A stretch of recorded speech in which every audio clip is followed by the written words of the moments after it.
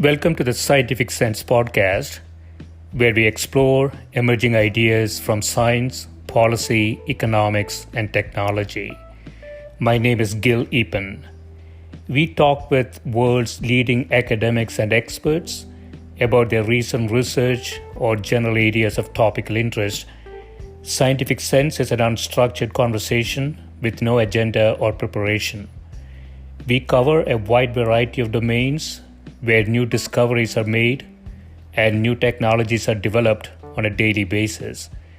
We are most interested in how new ideas affect society and help educate the world how to pursue a rewarding and enjoyable life rooted in science, logic, and information. We seek knowledge without boundaries or constraints and provide unedited content of conversations with researchers and leaders who love what they do. A companion blog to this podcast can be found at scientificsense.com, and this podcast is available on over a dozen platforms and directly at scientificsense.net. If you have suggestions for topics, guests, and other ideas, please send them to info@scientificsense.com, and I can be reached at gil@eapen.info. My guest today is Professor Eswaran Subrahmanian, who is a research professor of engineering and public policy at Carnegie Mellon University. His research in design was inspired by the tradition of study of design at CMU since early 1970s. His research interests are design theory, collaborative design information systems, design education, design and society, and mathematical foundations for information modeling for design. He's a co-chair of the Special Interest Group of Design Theory of the Design Society, Distinguished Scientist of the ACM, and a Fellow of the American Association for the Advancement of Science. Welcome, Sab.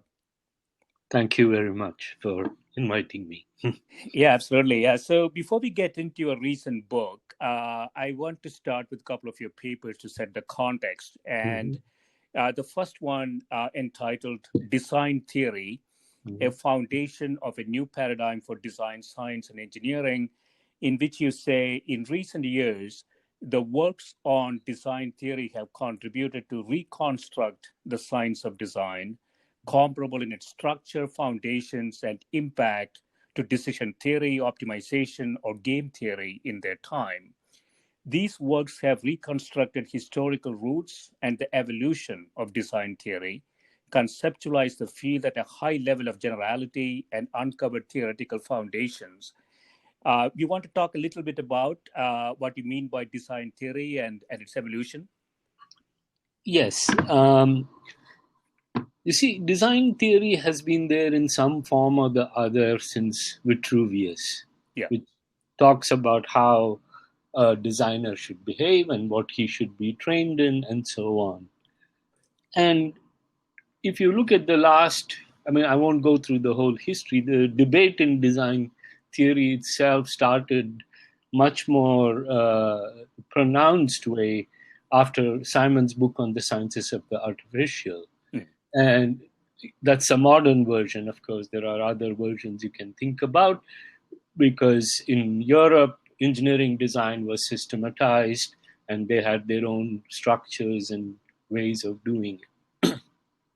So a lot of these theories, if you look at the early part of it, is to create certain structures by which we can work. And when you come to Simon, he started concentrating more on the actual process, as you may want to call it, in terms of the cognitive processes of design, and also to define a new kind of rationality, which he called bounded rationality. Yeah.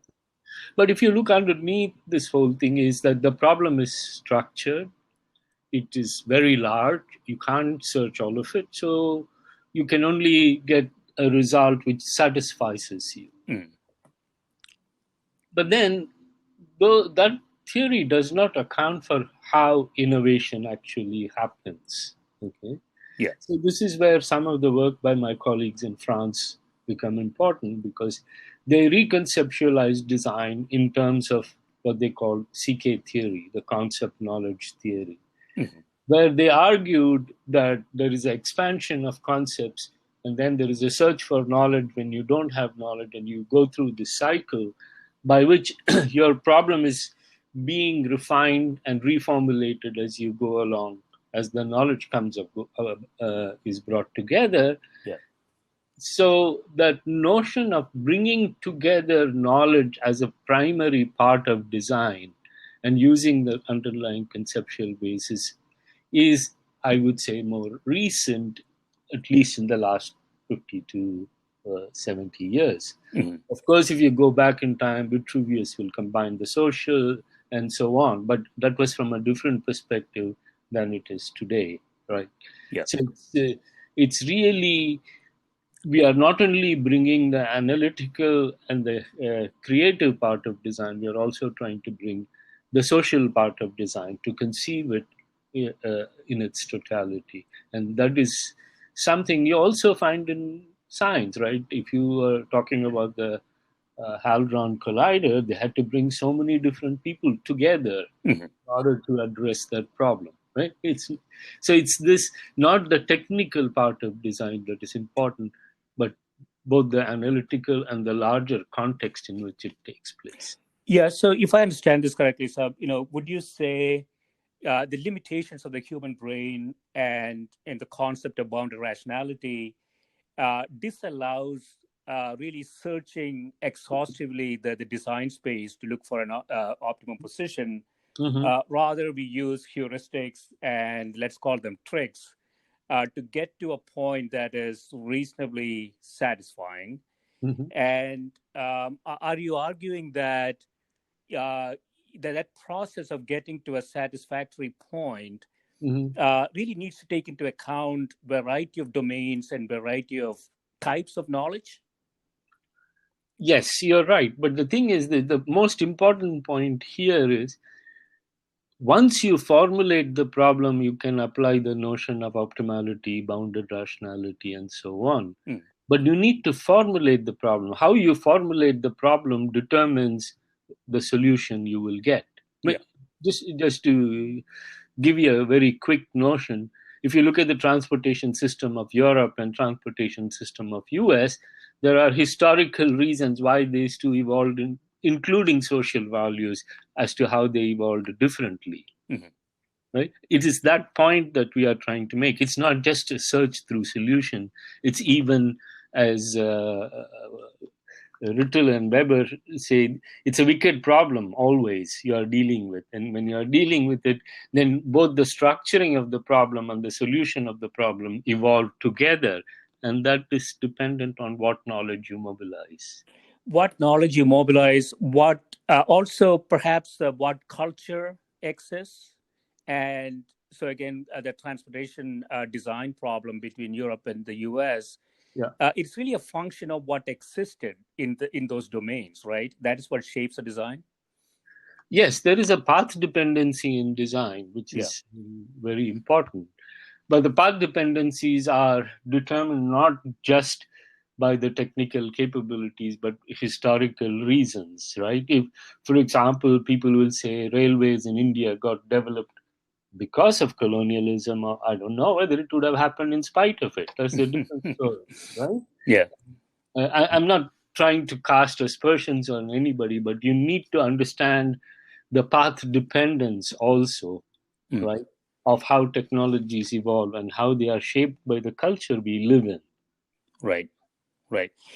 And so in this paper, you also say that emerging from the field of engineering design theory development has now a growing impact in many disciplines and academic communities. And so, I can think about social sciences like economics. I can think about life sciences. These are not really engineering problems, right? They have very high levels of nonlinearity, very high levels of uncertainty, and I would imagine the design theory has a lot of applications there too. Absolutely. I have to say it in two parts, especially my colleagues in France They have used these CK concepts. They translate it into a method in actually applying with the French railways, with some agricultural product community, in order to develop different kinds of packaging and delivery of food. And this is being used in a number of management areas. In fact, they that part of which they are doing has, they even work with Dom Perignon in designing a new champagne. So there the question becomes, we have a patrimony, but there is modern tastes and diversity of tastes that are emerging. Should we keep to the patrimony, or should we bring science and patrimony in such a way that we can create new forms of champagne? Right? I'm just giving you that as an example. Yeah. It is again the composition of knowledge allows you to rethink what is that the object is. Right. The object has multiple identities, but which identity is what you want to produce in the user or in the people involved in it? You can see, right, the cascading effects of that. Yeah. And that's kind of the foundation for thinking about design theory. I want to jump into another paper, Shared Memory in Design, a Unifying Theme for Research and Practice, where you present a new unifying theme for design theory by emphasizing the importance of context. And you arrive at your conclusions by examining and then criticizing the legitimacy of universal methods in design.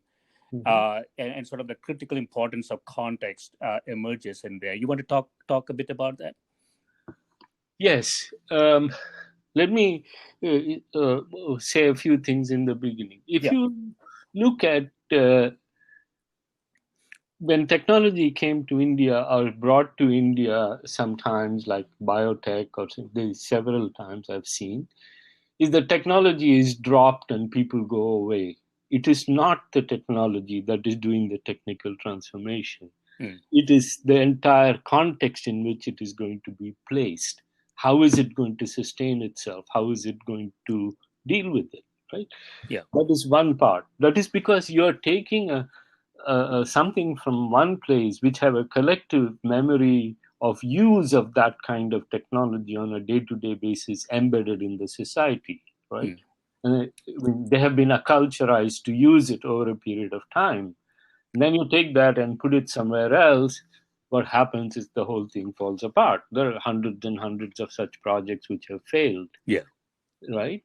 And that is because, in fact, there is a book by Kentaro Toriyama. It's called The Geek's Revenge. Basically, he's talking about technological utopia, which doesn't take into consideration the local conditions in a way. Because it's not just the technology, it's the institutions and so on. Right. There are people who have done that extremely well. And more often they are indigenous, in the sense, indigenous to the country, who have built institutions. So that is why this disembodied notion of design is very dangerous, because then it makes you blind, you know? Right. Yeah. So transplanting technology from one domain to another, sort of prescriptively, there have been many examples of that not working. So are you saying, Sub, that if somebody from the new domain understands the foreign technology and then incorporates that into the new domain, it has a higher chance of success? Absolutely. You see, this is where the notion of a designer comes into play. Of the local people are also designers, in the sense that they're going to help you design the constitutive part of running the technology in that place. You may have to train them. Some may come up. So they may have particular cases. Let me give you a quick case study of something I did in India while I was. When we were in Andhra Pradesh, we were not in Andhra Pradesh. We did some studies of villages for electric power at one point when we were there. Yeah. We found this isolated community, which was a basket weaving community. And in the evenings, the shavings of the basket the straw or the bamboo pieces were all brought together to some place, and they'll set fire and exchange collective stories, and that was a very important part of their community.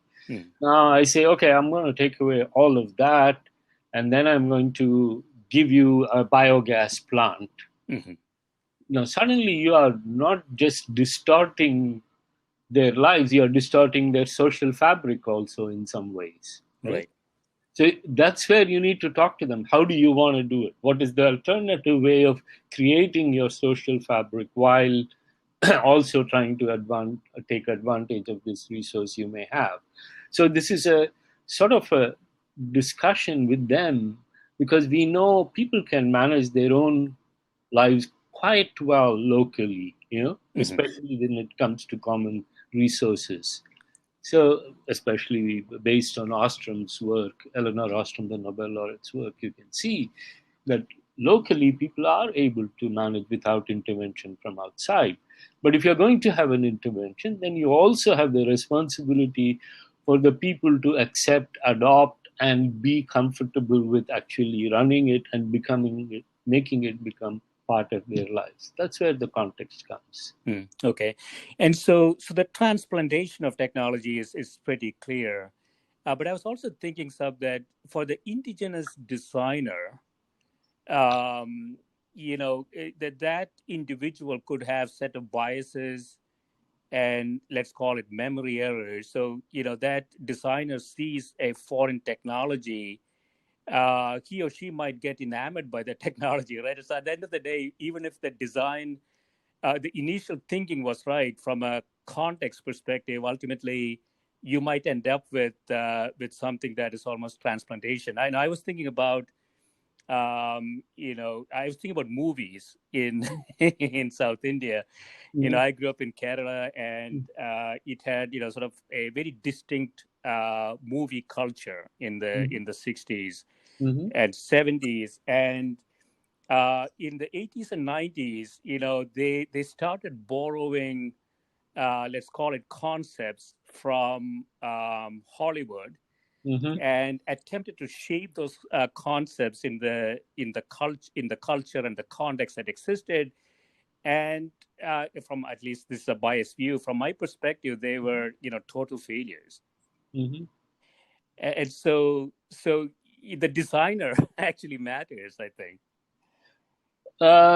Yes, here also you see, what is interesting is one of the things, I don't know, as a country or as a community of people, have to preserve certain traditions and ideas, right?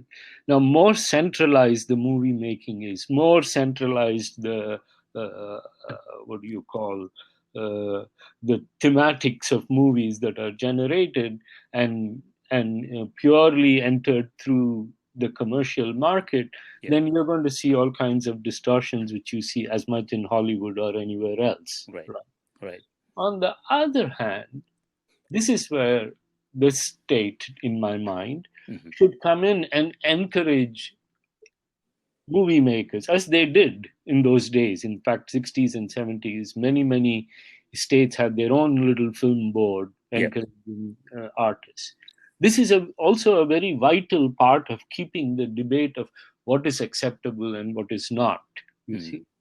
I remember one Hollywood producer saying that I'm a seller of dreams. I'm not interested in what people's lives are. They're already having a tough time. I'm just giving them dreams. But is that the only role of movie and communication in a society? How do we broaden it? Those questions have to come into play in the discussions at the social level as well, right? Right. Yeah. So we are designing it. We are designing it by neglect in some ways. Right. Yeah. So in the paper you say, Sab, I think this is a point you made already. If we accept that the design process transforms needs, we must also recognize that the requirements based on needs are linked with economic, social, political, legal, ecological, and firm-specific factors reconciled with scientific and technological factors. So in a world that is maybe seeking to converge, would you say there is more of a focus on the scientific and technological factors and not the social, political, legal, and ecological factors in design thinking? I would say so. I'm not saying it is completely devoid of it. I know everybody is like that. Yeah. There are people practicing a much more holistic way of thinking about this around the world, known or unknown, or hidden or otherwise. Yeah. Nevertheless, what is happening is this technological utopia. We have a lot. For example, we have a lot of people in India. Do you really need contact tracing through phones, or how do you use people and phones in a way that you don't have to? You can both give them, use people when they are not working or when they are also contributing to the community, and use in a limited way other ways of doing it, rather than saying, I'm going to build a cool app tracing without thinking about what the implications are. You see, I mean, now we are facing the same problem here in the US also, right? You see, I go in and look at some web pages and other things, and I find out that so many apps are looking at so many things of yours, and I have to go in very carefully and go one by one to delete them if I Right. want them. Yeah. So the onus of privacy maintenance has been pushed down to me. Right. Do I really want it? Does everybody want it? This question was never asked, right? Only now people are talking about ethics in AI, ethics in various things. Yeah, so you say so there is growing evidence that context-free universal methods are most often inapplicable and inappropriate in design practice. It's inappropriate. We have to compose the design method that is required in the context to mobilize the knowledge required to frame the problem and collectively solve the problem. And just to set the stage for the book, what do you mean by shared memory?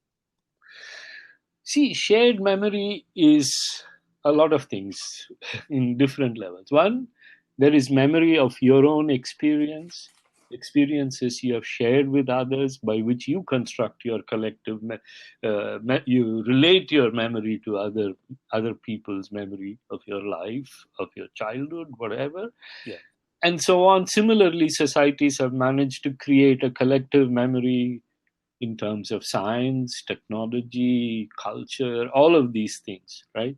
So the collective memory comes not just in recorded documents, but also in an ephemeral sense in the people, right? So that is maintained and that persists. And without that, we will never progress, because we will be keeping on repeating the same mistakes. Going back to Petrosky, failure is the unifying theme of design, right? You correct failures. So that part of what happened before and what worked and what didn't work is an integral part of how we can move forward. It's the same thing, right? About when you take a technology which was developed somewhere else, the way it evolved there is not the same way. Evolved in a social context is not the same way it evolves in another place. Right? So that is because of the local practices. People start using phones in different ways. I don't know whether you know this missed call business of trying to minimize cost in India as a way for people who are poorer to call you and shut it off, and then you call them so that you pay for the call. Yeah. Okay. So these are all local cultural practices which are adapting to the technology as well. So this is a co-evolving process, and in that we are bringing different memories. You see what I mean? Yeah. Of social connection and so on. And even in the way the cities are built, right? You go to an Indian city, you go to an American city, you won't find marriage halls. You go to India, you will find marriage halls, right? And if you look at the transportation, to a large extent, these social functions create a lot of transportation in the Indian context, not in a much larger numbers, right? So Indian marriages there are 500 people, so 500 cars show up or whatever. You see what I mean? Right. Yeah, so shared memory is also dynamic. So it's changing. It's changing over time. Yes. And we can. I want to ask you this when we get into the book. And that is, shared memory could also sort of accumulate a lot of memory errors. I call memory errors, and I want to talk to you about that. But let's get into the book. So. The book is just came out, right? It's called "We Are Not Users: Dialogues, Diversity, and Design." Yes. It's already out there, right? Yeah, it's out there. It came out in March. It's on MIT Press, available, Amazon or wherever. Yeah. Okay. So let's set some definition. So, the initial part of the book, you talk about artifacts. So artifacts meaning objects, articles, items, products, and goods that populate the material environment and mediate our sensory experiences from the mundane to the marvelous, you say. But you also say that they also include sense and experience, and so they're both tangible and abstract in a way. So you want to set the stage for why artifacts are important and how you think about it. Yeah, artifacts have multiple roles. The first artifact you want to think of is language. Yeah, because that is where the evolution of language as an artifact in human life is what allowed us to cooperate, to be able to coordinate ourselves for what do you call hunting, and also for agricultural purposes, the notion of dividing labor and communication patterns. That's what made us grow bigger and bigger in a way, right? Yeah. So from that point of view, there are two things that are happening in a human environment. The whole notion of cooperation brings different experiences. The whole notion of coordination brings different ways of working together. Right? These two things are very critical. So your constitution, you have to build artifacts for both. One is an abstract artifact, like the constitution is an abstract artifact to some extent, right? So that abstract artifact sets the rules of behavior in a country, and we continuously evolve. In fact, there is a quote from Jefferson, I don't have it with me, in the Jefferson Memorial. He says that if I'm not a person, I'm paraphrasing, I'm not a person who wants to change the constitution all the time. However, one has to be careful that the clothes you bought for a young boy will fit him. So in itself, he's saying the dynamism of a society requires that the constitution be interpreted in context as you grow up, right? Right. So in a sense, all designs have this. So whether it is constitution at the big level or a local city council creating its own rules, right, of changing the way it operates. Right. So there is the coordinative part, and there is a more knowledge-centric cooperative part where you're trying to bridge the experiences through language and other things. And it could have unexpected effects too. So you say that you talk about Facebook or any kind of social platform. The platform and the people are joined by a one-way relationship of utility. The platform provides a service, the people use that service. But you ask, is that really the case when people's online profiles are mined to provide targeted information to influence voting decisions? The relationship of people to these platforms is not just that of use. It becomes political, it becomes much more complex. Right. So I'll tell you have evidence of that. Yeah. So our expectations of artifacts may not be perhaps it has some static meaning, but where it evolves into is sort of stochastic, right? We can't really expect what could happen to them. No, it won't. Okay. There are several questions here. Okay. Let me unpack them one by one. Yeah. How fast should an artifact evolve itself is a question. Okay. If you speed up the evolution of the artifact, just like the guy in a developing country can't adapt to a technology, neither can a developed country person who's bombarded with changing technology. We are in the same state of affairs. Okay. So really we need to ask the question, look, I'm not against any form of innovation. I'm saying even innovation has to be contextual in a different way based on a certain set of values. Mm-hmm. I mean, you take the example of Sidewalk Cafe in Toronto, eventually Google walked away because people said, no, we don't want you to look at our data and sell our data. We don't want to do this. Right. And that is a very significant part of the way of both understanding the technology and be able to know what is that it is doing to you, right? It has to be a bi-directional relationship. It cannot be unidirectional. I decide what I want to do, and then we'll figure out whether it fits or not. Right. Of course, many people will argue with me that is how innovation takes place, and society is behind, laws are behind, and there's nothing you can do. I'm not so sure.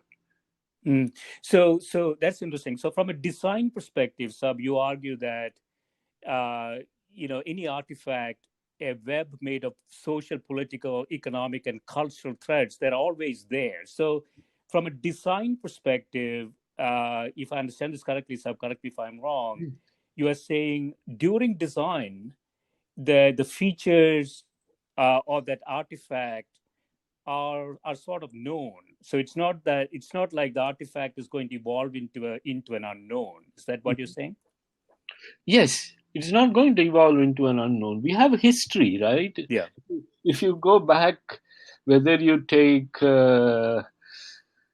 breakdown of monopolies in the 20s or the call for breaking down of this, they all have a simple logic which says that monopolistic power reduces the power of the citizens in some fashion. We know that.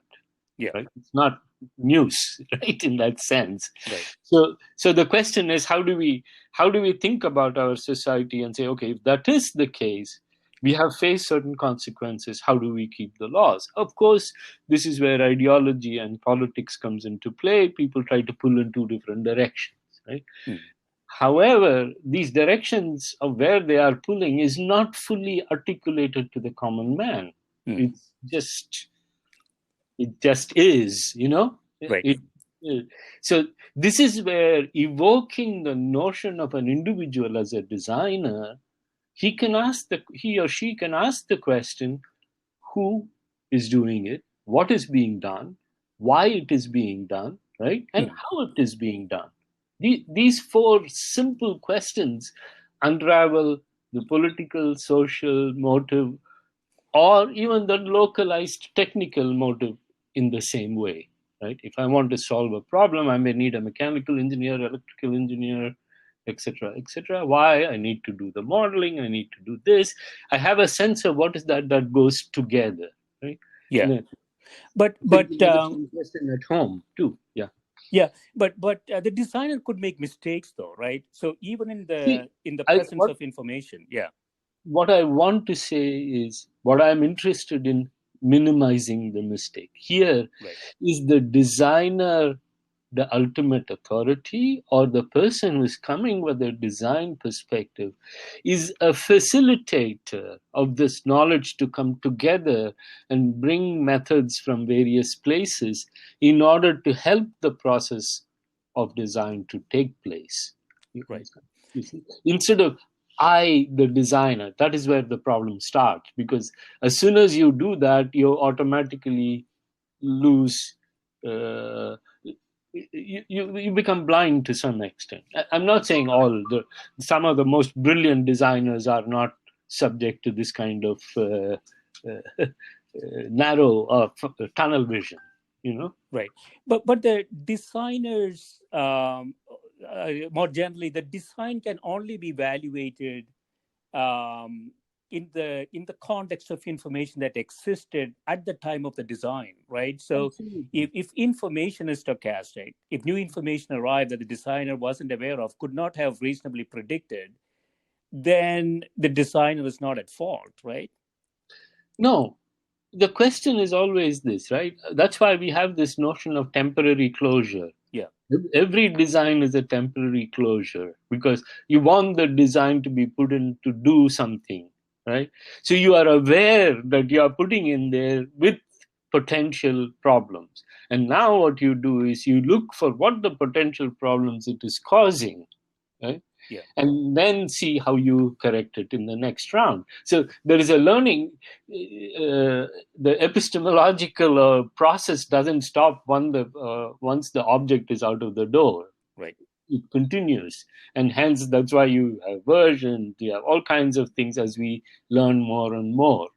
Right? So design should be thought of as a series of temporary closures which have to be adapted and changed in the context in which it operates and the requirements of the context in which it operates. Okay, so that's why you say in the book, shaping, crafting, composing, creating, building, engineering, fashioning, manufacturing, constructing, all of this can be substituted by this one word, designing. So designing is really an all-encompassing construct that is not static, and it is changing, right? It has to change. Any artifact designed at time equal to 0 could be better designed at time equal to 1. Exactly. Could be better designed, provided you are able to learn more about the effects of the artifact, right? Right. So the design has to be a reflective process, reflect on the design, in the design process, and so on, Yeah. Unless it is a reflective process, you won't correct errors. If you don't correct errors, you perpetuate it. I'm using very simple concepts of what happens during a design and how design failures drive design, and hence for knowledge, and then another temporary closure, and you keep going. Yeah, and the other aspect here is one of diversity. So you say we need designing to be the field it was imagined to be, a field of study that embraces this multidisciplinary diversity and draws from science, engineering, technology, social sciences, philosophy, and art. And you could think about diversity in other dimensions too. Right. And so is this something that I'm going to think about more from a prescriptive perspective? So if I were to look at a design and I want to assign a score to it, would I always have diversity as a important attribute in that score? For me, yes, absolutely. Diversity here connects directly to the kind of knowledge different people in the group will bring to address the problem. Okay. So diversity, in some cases, 2 electrical engineers may do the job, but be careful there. One electrical engineer may be a control engineer, and the other electrical engineer may be a power flow engineer, whatever. You see what I mean? The subdiscipline. There is also diversity there. But some form of diversity is required, especially from conception to production to actually implementation. The diversity of needs, diversity of knowledge, which prior knowledge and collective knowledge that comes into play are brought together. Right? So from that point of view, when you create an artifact, you're actually creating, quote unquote, a theory of the artifact. You say this will work under these conditions because I know I can say it will work under these conditions. But this theory is interesting because it is taking fragments of theories from different disciplines and composing some theory, which is a narrative with some models, some descriptions, and all of those things, which is in the head of the people. That is why it is a horizontal theory, because it is connecting different disciplines to a theory towards a particular artifact. So you can see why diversity becomes important. How wide is this horizontal theory required, that is required to be created for the generation of the artifact itself. Okay. So would you I'm think not the only one saying this. Scott Page and other people have written about diverse effect of diversity in problem solving. Yeah. So would you think of diversity as something that provides a higher level of flexibility in the design, so that has higher utility over time, or is it something that reduces the error at time equal to zero? So where does diversity get imparts the highest value? The highest value for diversity starts at time zero, really, because it's. I don't want to think about it as error. I think about it as incompleteness in the description of the problem you're trying to solve. That's where the problem is, right? So how well you can describe the problem and solve it is where the diversity comes into play. And let me give you one example from the automotive industry. If you look at Clark and Fujimoto's book on product development, you will see that the overlap of disciplines in the Japanese production system is very high, of different functional disciplines. Okay? Whereas the American model, which was dominant and it's changing all the time, was a linear model. Right. Whereas in that one, understanding non-linearity, you're trying to buffer non-linearity by overlap. In a sense, what you were talking about, the stochastic nature of design and it will change, the less you take diversity into account, the more potential for uncertainty and stochasticity that will come. So more non-linearity will potentially enter, right? But you want to get a sense of what the non-linearity is, and hence you are able to anticipate failures better. Yes.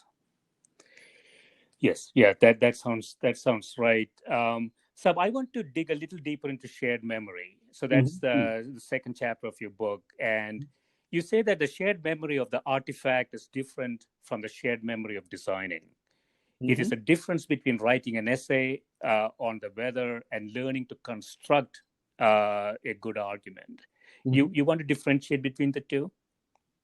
Yes, the shared memory of the artifact can be how the artifact was used, what is inside it, and how is it built. Now, the how is it built is it just the putting together of the parts, or the process by which the product came into being? Okay.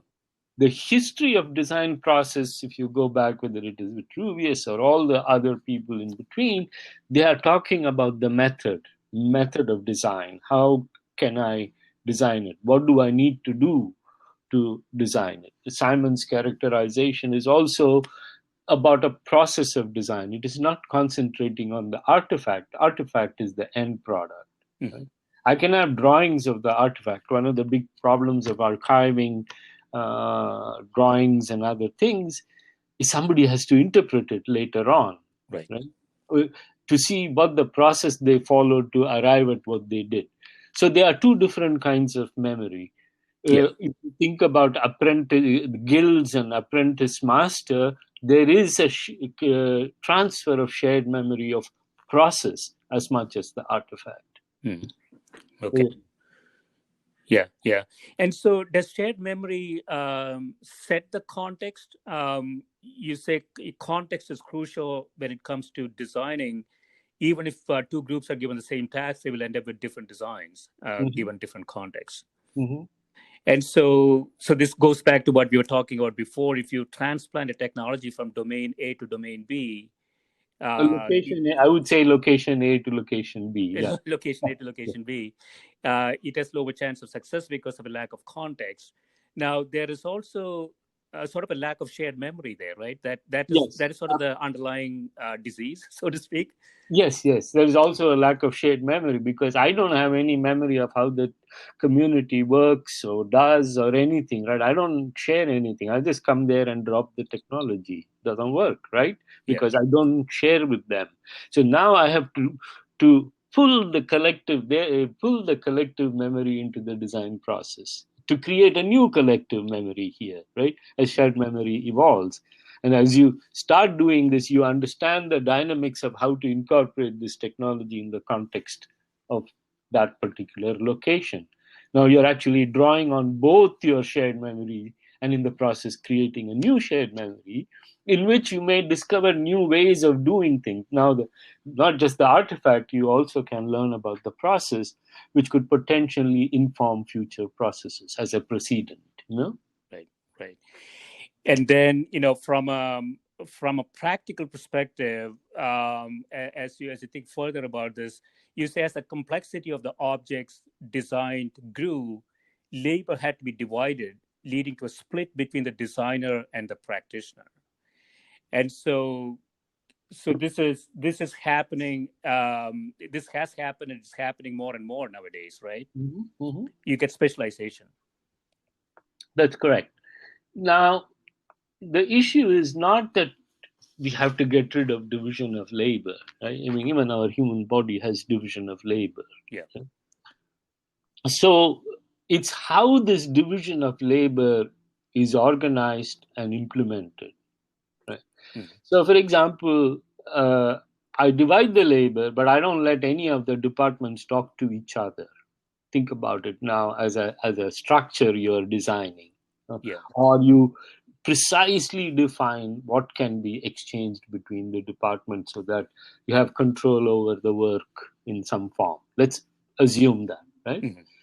Now what happens, any issue, contingency, or problem that comes in one may not get transmitted outside. Right. If it doesn't get transmitted, then it can slowly create a cascade. I mean, I don't want to blame anybody. Even if the local officials in China, when they did not inform people and stop people from informing, what did they create? There's a whole organization and division of labor, but the flow of information was blocked in some form or the other. It's the same thing with any organism. In our body, we have the nervous system and the blood system, which is carrying information all the time to everybody. Right? Whereas in order to make sure we can get things done and so on, we impose certain constraints on how we want to communicate. And this is the same kind of thing you can see in the Japanese organization like Toyota. Flow of information is one thing that is very, very critically observed and monitored between different groups, so that the faster I get an information, the faster I can correct, right? If you can solve most of the problems in the first 20% of the time, your unit cost for change will decrease over time because it's cheaper to change in the front than later. Again, there also diversity is an interesting way of thinking about it. Yeah. And so, in modern times, so you said that before the Industrial Revolution, the shared memory of the artifact was transmitted through two modes, parent to child and master to apprentice. And such a system worked well when, the information transmitted was very limited. But that's not the situation we are in today, right? We have a very large amount of highly technical information that needs to be transmitted. And so, does shared memory work anymore in the modern context? Yeah, we have a different form of shared memory now. We are able to create a different kind of shared memory in the collective of the digital collectives and various places. They also get fragmented, but this is where we need to think about how this new shared memory can be used by other people in more and more meaningful ways. So it's just that what we have done over the years is we have found ways to enhance the coding and transmission of this incredibly dispersed collective memory of humanity, right? In a way. We are trying to bring it together. So there also is embedded, and these are also part of it, just as books were, just as manuals were. Yeah. They have a same function. It's again how society wants to mobilize it, use it, and what are the values it wants to embed in the way it thinks about itself in using these technologies in the best way. Yeah, I'll just let you react to this. I'll make a statement and let you react to it to get your insight. So, Okay. I could think about shared memory, sort of, it has a level of standardization in it. Education institutions are perpetuating shared memory, one could argue. Yes. And that is dampening knowledge creation, perhaps. So for example, if you look at high energy physics, theory of relativity or quantum mechanics didn't really happen because of shared memory. It was actually breaking away from shared memory to create something completely new. So do you see a situation where societies become sort of stagnant because of shared memory? Depends on how if shared memory is evolving, right? There Yeah. may be periods of stagnation, there may be periods of burst, but in general, new memory is created by the collision of different ways of thinking. Even industrial revolution, as we point out, is because people working with their hands and people who are thinking, or whatever, thinkers and doers, came together in a way, right? It's this what do you call, bringing together that creates new energies or new thoughts, right? And so shared memory cannot be thought. We discussed a lot about shared memory, the term itself, because sometimes it has a static notion, but what we really mean is a constantly evolving structure, right? Right. And so if you think of it that way, yes, countries can stagnate. Now, we don't want to go into why they stagnate and Yeah. so on. Without going to that, in some ways, I would argue the non-circulation of the kind of knowledge embedded in our country in India, that is, I mean, I'm an American, in the country we come from, is that the flow of knowledge was not as fluid as it became during industrial revolution. Mm-hmm. Mm-hmm. Okay? And because of that, even though we were ahead, India was ahead in a lot of technologies, it couldn't match the kind of composition of knowledge that allowed for scaling and amplification for people who came from outside, and we couldn't.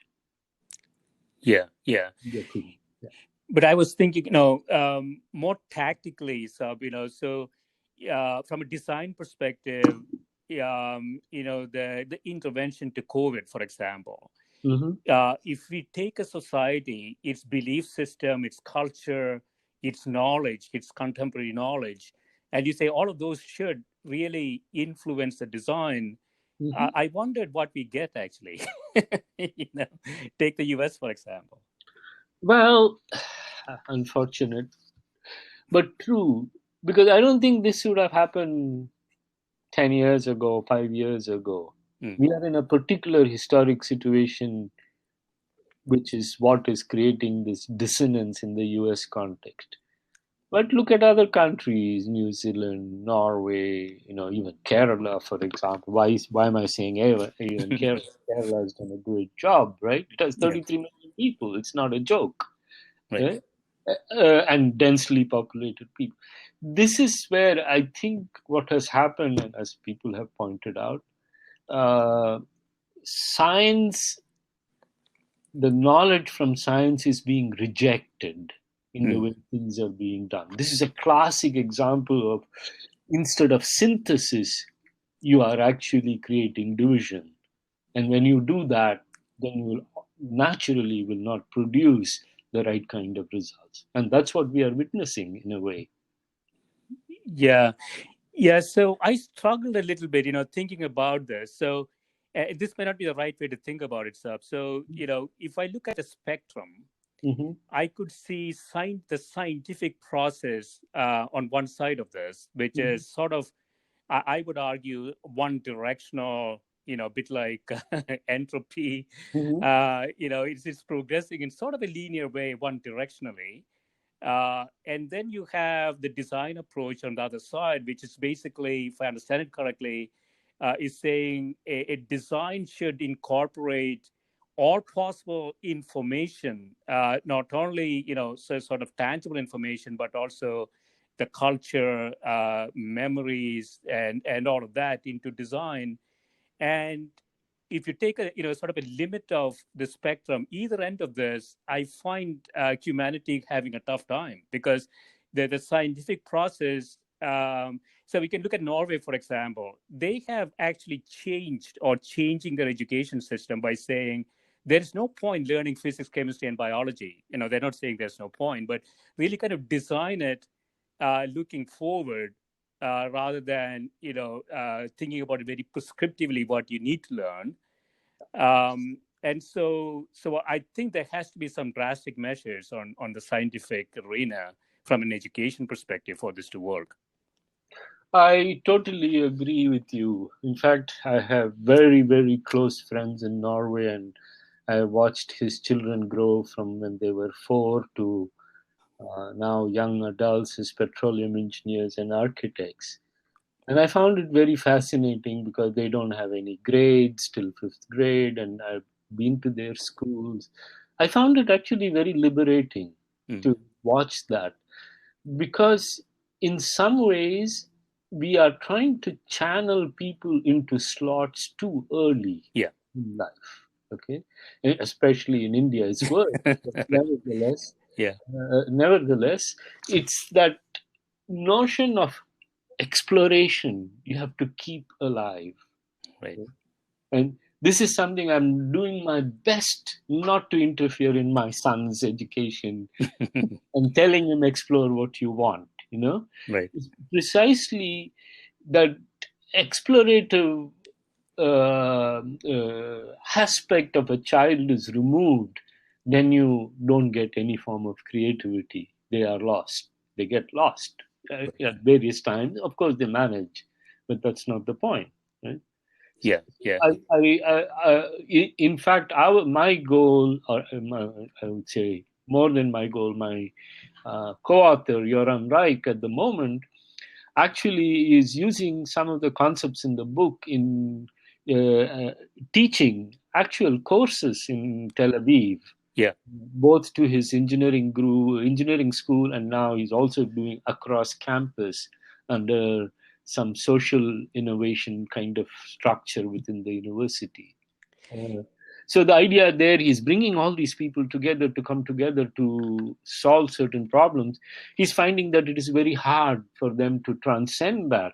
And it takes a lot of coaching and effort to get them to get out of their comfort zone into this sort of soft zone. Yeah, so that's what I was going to ask in conclusion. So, do you think this area, which seems to have, its own language, its own way of thinking, should that be an area that undergraduate institutions really, as a discipline, I should say, have incorporated into the education system? What I mean is the design theory, the way that you articulated. Yes, and in fact, we did do that at Carnegie Mellon. We had a course which was all across. Anybody from campus could come at the undergraduate level as well as graduate. And we had industrial designers, English students, students who are doing English and technical writing, computer scientists, all kinds of engineers. One of the things we wanted to convey there, and which we were very pleased about, was that some of the students came back and said, I never thought I would need an English student to do my work. I'm an engineer. And we also observed certain things, that often the student from technical writing often became the group leader, because that person, he or she, had to collate all of these different ideas into a coherent whole. So they become the interlocutor between them, right, as a writer. So you find all these interesting dynamics that comes about, whereby, first of all, people start having respect for the other discipline. Oh, you don't say, oh, he's an English major. Oh, he's history. I'm engineer. This implicit hierarchy which we build in our own minds, that has to be broken down. And it's still continuing. I taught for 10 years and it's still being continued by another colleague of mine. Yeah. So this has been great, Sab. Thanks so much for spending time with me, and good luck with all your research in this area.